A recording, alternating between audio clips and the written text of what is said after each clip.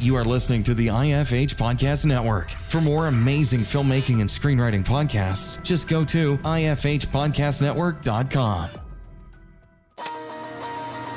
Welcome to Filmmaking Conversations with Damian Swaby. Listen to conversations with award-winning filmmakers, directors from the golden age of television, and creatives from the indie film community who continue to inspire the next generation of filmmakers. And now, over to your host, Damian Swaby. Gareth, how are you today? I'm good, Damian. How are you doing? I'm doing fine. I'm speaking to a filmmaker I'm actually jealous of because not only do you live in Santa Barbara, you have a pub. I don't have a pub. It's not my pub. Oh, it's not your pub. So whose pub is it? It's the fellow in the film. It's Raf's pub. It's just my local that I go to. Yeah. I thought he manages your pub. I get what you mean there. All right. Yeah. It's his pub. I'm just a frequent visitor. Okay. What are we talking about? 3 days a week? 6 days a week? It depends how much football's on, right? You know, when there's a big tournament like the Euros or the World Cup, I'm there probably, Every 3 or day. 4 days a week. And then, Man United right now, I'm big Man United fan. So, Man United's playing Thursday, Sunday pretty much every week. So depending on the times of games, sometimes with the time difference out here, it'll be 4:30 a.m. 4:30 a.m. is a bit of a he opens the pub, but it's a bit of a struggle. I'll get up to watch a 4:30 a.m. game, but I'll watch it at home typically. It's a 20-minute drive to the pub, so that's a struggle at 4:30 a.m. Oh gosh, I think I saw on Twitter you said about a Man United game at 4:30 a.m. I could be wrong. Yeah. No, I'm sure I did. We United fans seem to get shafted. There's all these games and they're always like early, but whatever. It is what it is. So it's no longer Fergie time is kicking in effect for you guys then, right? The good times are coming back for us United fans. It's been a decade in the wilderness, but it seems to be coming back. Yeah. It certainly is. The good times are coming back. But what brought you to Santa Barbara from the UK? I went traveling after university, did the backpack thing like a lot of Brits and Europeans do. Did 6 weeks in South Africa and spent a year in Australia, lived in Sydney for a year. And I had a relative in California that I was coming to visit on my way back to the UK. And I was 22, 23. And I came to visit him. I was going to stay in California for a few months. And by the time I got here, I was 23 then. By the time I got here, after living in Sydney for a year, I'd fallen in love with sunshine. And being from the Lake District, we didn't have a lot of that growing up. Just sort of all I was doing really, I did a degree in film and television at Edgehill University in Ormskirk, and all I was doing was going back to the UK to look for a job, really.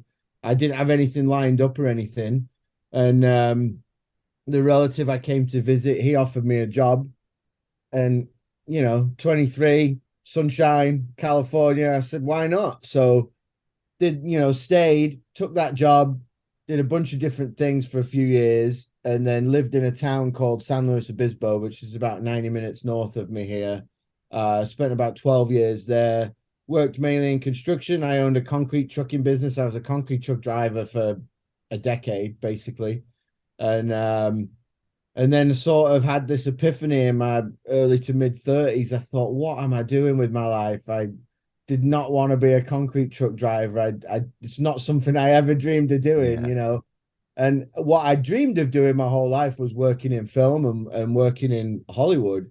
And I sort of said to myself, dude, you live 4 hours from Hollywood. Like, you got to go for it, right? Go for it. And so round about that time, I actually met my wife. She's American, and she was wrapping up a PhD down here at UC Santa Barbara, the big university down here.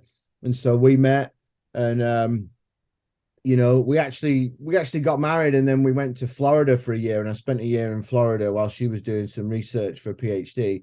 And when I was in Florida, I covered the 2016 presidential election, like Trump and stuff like that, as a journalist. And then we came back to Santa Barbara. And so meeting my wife got me to Santa Barbara. And then that's when I really started focusing on the film stuff. I was lucky enough to meet Andrew Davis, director of The Fugitive. Got a job with him. I've been with him about 5 years now. And so, just sort of been able to learn from him. And then I started doing my own projects, 4 years or so ago. And, trying to convince myself I'm a full-time filmmaker now, whatever that may mean, which is still a lot of interesting gigs. But yeah, I mean, I'm pretty much for the most part full-time in film one way or another now. So that's Excellent. it, really. I love to hear that. And I love your story when you said you were driving the lorry, like you had your main job, your bread and butter, and you said, no, I'm at a certain time in my life, I need to change. I need to do what I'm here to do, follow my heart and follow my dreams. And it's worked out well for you because of the quality of work that you've amassed. And I've been lucky enough to see. So as I said to you when we first spoke, I'm a lover of the pub. The pub's probably put me in hospital over the last couple of weeks, a couple of months. Drinking a good pint, a craft ale, real ale, whatever it may be. So tell us about the documentary you made, and that documentary had the pub involved in it. What was that doc about? Yeah, so I've been in the US nearly 20 years now, and I've been on this perpetual search to find a local, right? British people, we know what a local is. It's the place you go after work, you meet mates, sometimes you might go on your own, it's cheesy to say, but it's like Cheers, right? It's a place where everyone knows your name. And I grew up in a village in England, and we had a couple of pubs, and pub life's a thing, and I'd really struggled. There's a lot of pubs you find in the US, and they try and position themselves as like a British pub or an Irish pub, but none of them really had the vibe of a local. And so, years ago when I first moved to Santa Barbara, I can't even remember how I heard about this place or somehow found this place. I think it was during the World Cup, can't think which World Cup it would be, like the South Africa World Cup maybe. And I think that's how I found it. And this place was open, middle of the night whenever the games were on or whatever, and so I, went to watch the football really. And so that's how I discovered the pub. And through the pub, I realized that there was a bunch of other expats, that would go and watch football. The owner's a big Man United fan, so I'm a United fan, so that worked out. But then, people from all over the world, if Sweden's playing, all the Swedes from town show up, Peru, if Peru's playing, all the Peruvians show up. So, I realized quickly that this place felt like a local. It's this tiny little place. It's only 850 square feet, and it's right downtown Santa Barbara, just off a side street. And it felt like a local. And the fellow that owns it, he's from Manchester. His family's from Manchester. His kids, two of his kids were born here. One of them was born in Manchester, but they're very British, and so it felt like home. It felt like a local. Finally I'd found it. And even my wife started to begin to see what that meant. It's a community place, and some days I'll go there, I don't even have a drink, I'll just go in and I'll chat with the owner and we'll talk about football, and I don't even have a drink. But then I don't know, 4 years or so ago, I started, I was getting into filmmaking and I was doing some of my own projects, and I thought, there's not many places like this in the US, like this pub. And I thought it'd be cool to do a bit of a documentary about it. And the vision in my head was, kind of trying to compare and contrast, the experience of the pub and Raf, the owner, as it pertains to what's going on with the players when they're getting ready for a game, the England players specifically, and that's what I was trying to do in the film a little bit was, we see the players getting ready for the game, and then we see Raf opening the pub, because we're all getting ready. We're all ready, And so the Euros was funny. It was a great time to film it. And I remember we filmed the England-Scotland game. And when you're filming something like that, the worst possible result you could have is a 0-0, right? True. You don't get the elation of a goal or anything. It was and so that England-Scotland game was 0-0, and I thought, oh man. And I said to my my cinematographer, I said, I said, if England get to the final, which at the time I'm like, we're not going to get to the final. It's England, right? We'll never get to the final. But I said, if England get to the final, we've got to film that as well. And so luckily we did.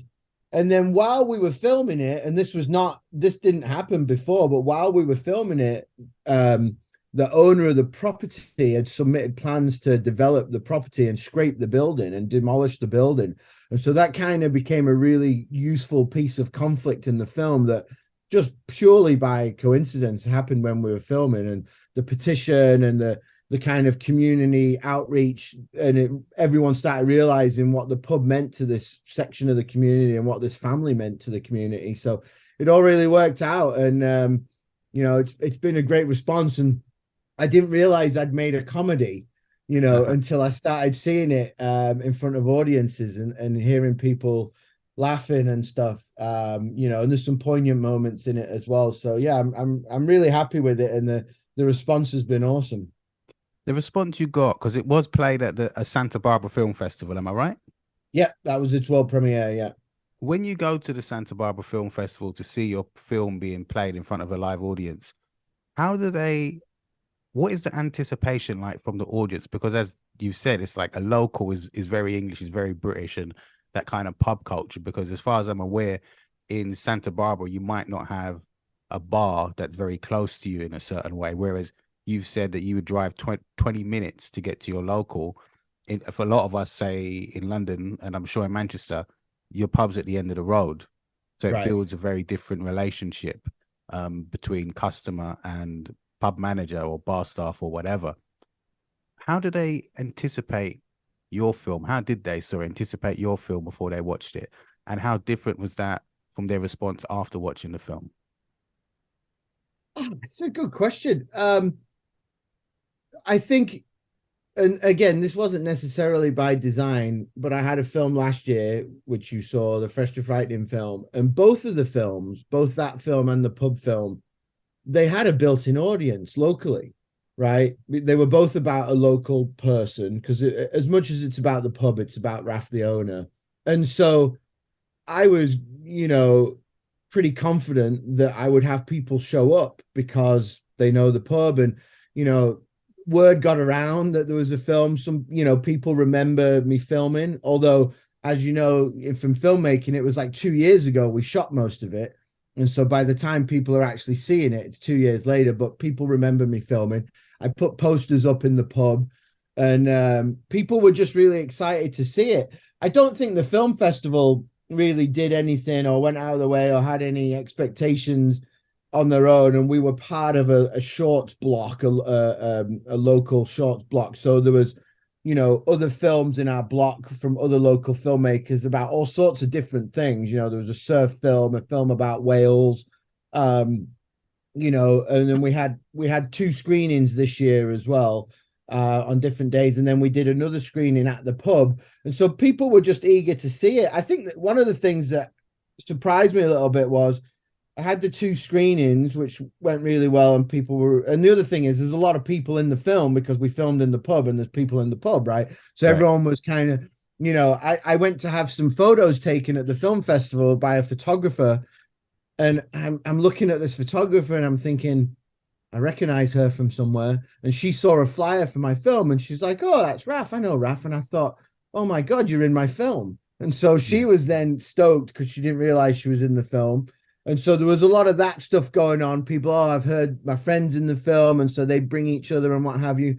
And then about 2 weeks after the festival, they played it again at they do a thing on Thursdays, first Thursday, which is kind of an art thing. And they played it again. And I was surprised to see people that I knew had already seen the film. They came back again and watched it again because, they liked it so much. So I don't think the festival necessarily did anything or had any expectations, but the locals had expectations, and gratefully everyone seemed to like it and enjoy it. And I think I did the family and especially Raf, the owner, justice. And, I didn't seem to piss anyone off, which is always a good thing. Although I may have pissed off the developer. I don't know. Yeah, well, the developer, from what I saw in the film, can sod off. I think we can both agree on that. But for those who haven't seen the film, without giving away too many spoilers, what was the developer's behavior like towards the film, towards the actual bar? Uh, it's one of those weird things. Nobody really knows the developer. Nobody knows what he looks like. I joked at a screening a couple of weeks ago that he could have been sat in the front row, and I have no Oh idea gosh, who he yeah. is and what he looks like, you know. And I think Raf, the owner, and I made this clear in the Q&A. Raf, the owner, he certainly didn't ask me to make this film to try and generate some thing Yeah. about the development and what have you. I chose to make this film, and he was part of it and said okay. But neither of us really went out of our way to try and annoy the developer and what have you. And one of the things that I've said repeatedly about the film is, if anything comes out of the film as it pertains to the development, I would hope that city council, and some of them I think have seen the film, I think they should realize that if development's going to happen, I think we all know that, right? But if development potentially displaces a long, well-established business, I mean, the press room's been there 25 years, right? If that business is going to be displaced, I think the community, and by community, I especially mean city council, for example, they should do everything in their power to help that business relocate if that's what they want to do, whether that's waiving permit fees or like helping them find a new place or whatever it is. You know, it can't just be, well, we're having development for development's sake. If Yeah. it displaces a long established business, whatever that business is, and that business wants to continue, then let's help them move. And so everyone's happy. It can't just be, I think the one thing that the developer sort of annoyed people with a little bit was he didn't really communicate with Raf, the owner. They just got a note in the mail saying this is what was happening. And then there was the big outpouring of, the community. And I think, as in the film, 16,000 people signed a petition. 6,000 people voted for the mayor. So it's 3 times Yeah. as many Yeah. people voted to save the pub, you know. And I think that we all went to a meeting. It's in the film. We all went to a meeting, and I think the developer was, or the owner in particular, I think he was a little bit surprised. I don't think he saw that coming, the response from the community. So hopefully it's made him think a little bit about how he does things in the future. And I hope that's the case with city council as well. Communicating with Raf at the beginning stages, the development stages, sorry. You know, Raf, you drink in his pub and watch football with him sometimes. But what was that like for you? Because sometimes, even if you know someone, approaching them and having a conversation about, can I film you and your family and your business, can be quite difficult. Was there things that you had to overcome in that situation? Or was he just like, Gareth, I'm yours? A little bit of both. You know, Raf's a cool guy. I think his persona comes across great in the film. He's actually pretty charismatic. We've all sort of joked about how funny he is on film, but he's actually quite a shy guy. And and he's not always a man of many words. And I think that the lucky part is Raf had got to know me over a few years. And I think you're absolutely right. Whenever you do a documentary like this, you know, you're literally invading someone's life and they have to trust you. And trust's the most important thing. And in the lead up to any of the shooting, you know, as we talked about it, you know, I kept saying to him, you know, I want you to be comfortable. I don't want you to feel that, you know, something's not right or what have you, you know. And the same with his family. It's not just him, it's his wife and the kids as well. And so I had to really make sure that they were all comfortable, that I was going to represent them and the business in the right way. Just a lot of conversations. Luckily, you know, he knew me a little bit, and so had trusted me. He'd also seen my film from last year. So I think that helped a little bit. But like, for example, there's a scene in the film, it's pretty funny, where he's getting out of bed and he's, you know, getting ready in the morning and what have you. And I'd originally asked if we could shoot at his house, and he wasn't really comfortable with it. And so we actually shot at his son's house. But that's one of those things I didn't want him to be uncomfortable in any way, you know. And of course, when you shoot someone, we shot him in the pub. We figured it'd be, you know, he'd be more comfortable in the pub when we shot him. And, you know, you got to take your time. And, you know, I think we shot him for probably the best part of 3 hours, and you end up with 5 minutes on screen, you know. But I wanted him to be comfortable and trying to get things out of him, because he wasn't always like I said, he's pretty shy, and he's not the kind of person that wants the spotlight on him. But I think it worked really well in the end, and I got what I want out of him, and we're still mates, obviously. So luckily I didn't piss him off in any way. Wise words from a wise filmmaker, that's for sure. And you're a part of the community, and you've proved that the community really loves and enjoys your film and your work, and you as a person, really, for them to give up so much for you. Tell us about Fresh to Frightening, because the Sharon Green story, that felt like that was something you were close to and you was a part of, and you had a real wide understanding of her journey. Yeah, so that was technically my first film that I directed and wrote myself, and that was last year's Santa Barbara Festival. I think the interesting thing about that is I'm a lifelong sailor, right? So I grew up racing sailboats. I got to a decent level as a kid. It's a lifelong passion I've had. I own a sailboat. I still sail and race to this day. And so I feel very comfortable in that community. I feel very comfortable in yacht clubs and sailing clubs and around the people. And I know, I can talk the talk and I can walk the walk and all that sort of stuff. And for years, I had been reading, I get sailing magazines. I get 2 sailing magazines a month. And, I read them. And for years, I've been looking at, there's amazing images in sailing magazines. And as I started going down to the Santa Barbara Yacht Club looking to go sailing again, because I've been busy with life and what have you, and I finally was in a place where I can be like, okay, I want to get back into sailing. And I kept hearing the name Sharon Green come up, this lady's name. And she's a photographer and blah, blah. And then one day I'm at home reading one of my sailing magazines, and, I look at this image and it says photos by Sharon Green. And I'm thinking, wait a minute, I've been looking at this lady's images for a decade or more, And so we finally got connected, and one of my side hustles is I write for the local newspaper. And so about 7 years ago, I met Sharon at the yacht club, and we had a couple of glasses of wine, and I wrote a profile piece about her in the paper.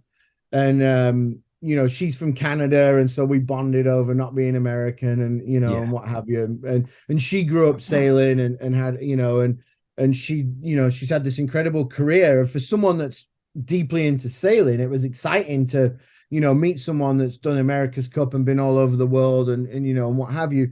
And 7 years ago, or probably closer to 9 years ago now, I remember saying to her, we should do something. We should, I wrote the thing in the paper, but I remember thinking we should film something. You have such an interesting job, and she's this tiny lady, 5 feet tall, and she lugs all this heavy equipment and gear around and everything. And I thought this could be really cool to see visually. And she's always in helicopters and what have you. And so it was always in my head, this idea for years.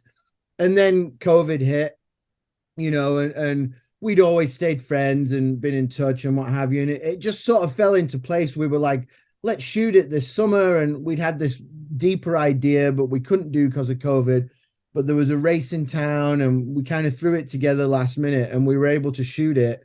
And then in post-production, she found a bunch of footage from her father's journey, which really kind of helped the film. And we're still good friends, and she's actually in Annapolis Film Festival right now. The film's still on the festival circuit, and she's there. I couldn't go to that one, but she's really taken to it. And she's kind of a celebrity within the sailing community anyway. And getting back to what I talked about the pub film, there was a built-in audience, right? She's very well known in the sailing community. The sailing community is really taken to the film. And we're still hoping to develop it into a feature. I'm trying to get funding for a feature-length version to be shot this summer about this other race that she does. But, I just had this vision in my head of the scene in Apocalypse Now, where the helicopters are coming in and it's the flight of the Valkyries. That was one of the things that kind of started the idea in my head of, here's this diminutive lady who's been doing this really cool job, and she flies around in these helicopters. She's completely fearless when she does it, and she gets these incredible shots. And I just thought it'd be a cool story to tell. And it certainly was. How long did it take to shoot that whole story?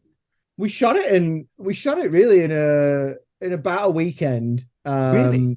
Yeah, there was one race. There was a sailboat race that we were kind of working around. from Santa Barbara to San Diego. And that was the main on-water stuff and the helicopter stuff. The helicopter, I mean, that was the thing I wanted more than anything else. And the helicopter, we didn't even know it was a go until 2 hours before because of the fog and everything. And she had to make that decision. And then, yeah, I think race day was, I think 3 days. We shot a day at her office, her interview, and then some stuff in her office, and then, you know, a day on the water, and then some other stuff. And then she did a lot in post for us in terms of audio. There was some pieces that we needed to kind of make it all fit together. And I would just, I'd write the audio for her and I'd send it to her, and then she'd record it and send it back. And so luckily her being in town and being able to, you know, be in touch a lot really helped in post-production. And then of course we found that footage of her father, or she found it, and that really helped gel it all together. So yeah, we shot it in a weekend, but then post took the best part of probably 6 months, you know. Yeah. You're in a situation where you're looking for funding now to shoot a feature version of the film in the summer. When you made that film, was it something you had in mind as a proof of concept in regards to potentially? Oh, it was. So yeah. Sorry, go ahead. No, I mean, we'd originally, there's a famous yacht race called the Transpac, which is Los Angeles to Hawaii. It's every 2 years. And that was our original plan, was to shoot that. But COVID hit and that changed that race anyway. And then I realized that, you know, I just told you that we shot that in one weekend and it was one race and it was relatively simple. Transpac, that would be the best part of probably 3 weeks of shooting, both in LA and in Hawaii. I'd need a way bigger team, you know, and then the logistics of flying to Hawaii and what have you, just to shoot. I mean, that's probably 10 times the project just to shoot that one race than the short was that we shot. So, but you're absolutely right. In the back of my mind, I was like, this is now a really good proof of concept. It proves to myself more than anything else that I can now make a film, deliver it, get it on the festival circuit. The quality's excellent. I think that was, you know, what really stood out as well. And so it made other people look at me now and be like, okay, this guy can do what he says he can do.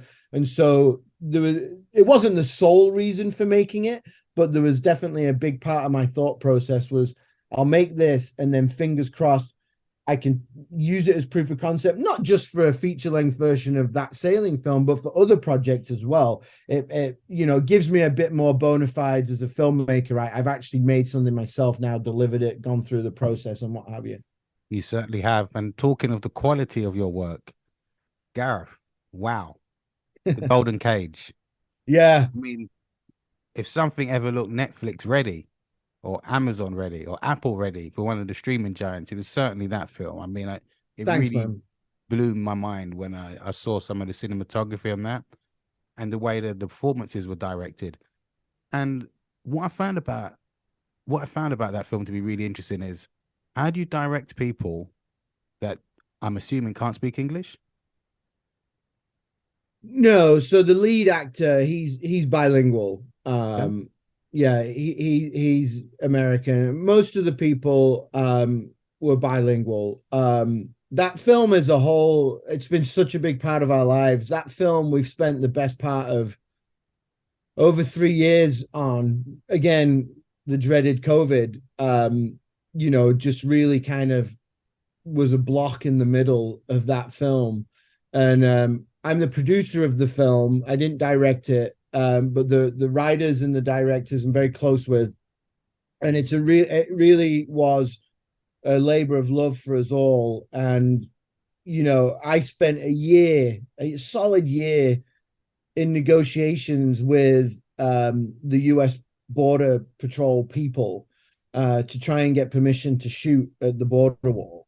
Wow. And it was just like banging my head against a brick wall, constantly going backwards and forwards and getting nowhere, to the point where we eventually said, we can't keep waiting for them to maybe give us permission.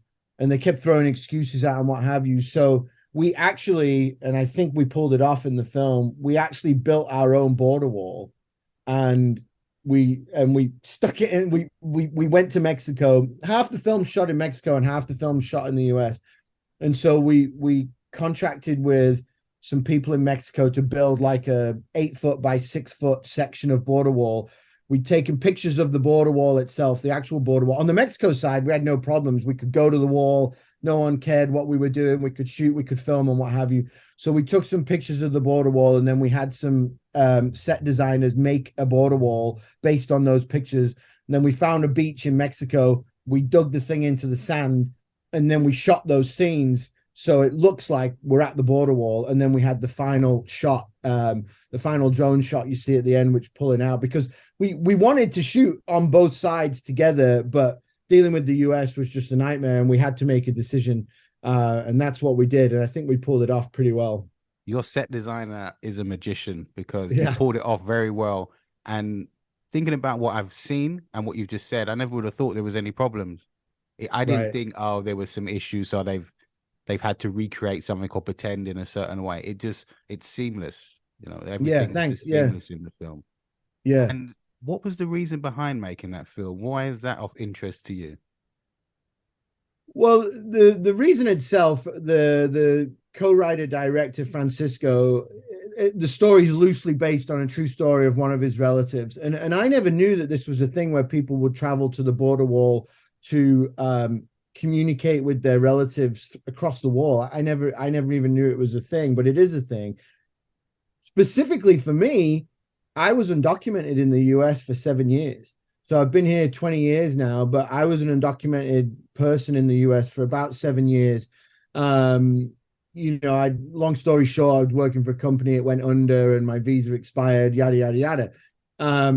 But during those 7 years, I ended up towards the end of that 7 years, I ended up doing quite a bit of press and outreach. I outed myself on national television. I wrote some op-ed pieces and stuff. And I'm not saying I became a poster boy, but they were looking for people like myself that weren't necessarily Mexicans to kind of explain to Americans, not everyone that's undocumented or has problems with immigration is from Mexico. Sometimes there's white people, sometimes with white people that own their own business, you know, from Europe and what have you. Yeah. So that's kind of my connection. I'm still an advocate for immigration reform and what have you. And immigration, as you know, in the UK right now, is such a big topic and it's a big issue. And I think it's only growing as an issue. So when the people from the film kind of approached me, and I was like, I have to work on this film because it meant a lot to me as an immigrant, you know. And that's funny because it gets back to even the pub film, you know, Raf's an immigrant, you know, and even Sharon to a point is an immigrant, you know.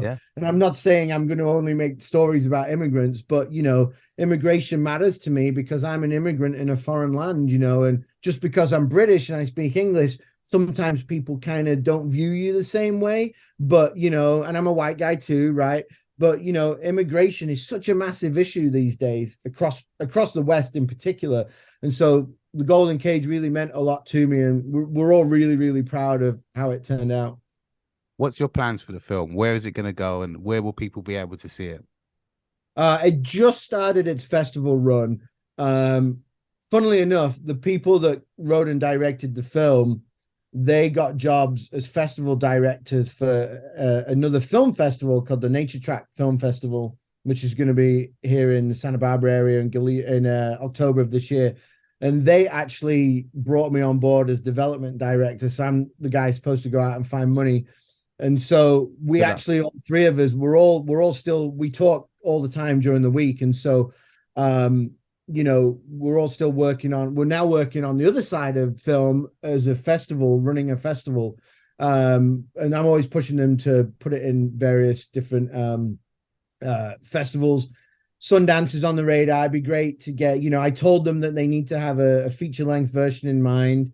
There's such a good group of people that worked on that film, and I would happily work with them again on other projects, and we're all trying to take that step up to feature next, you know.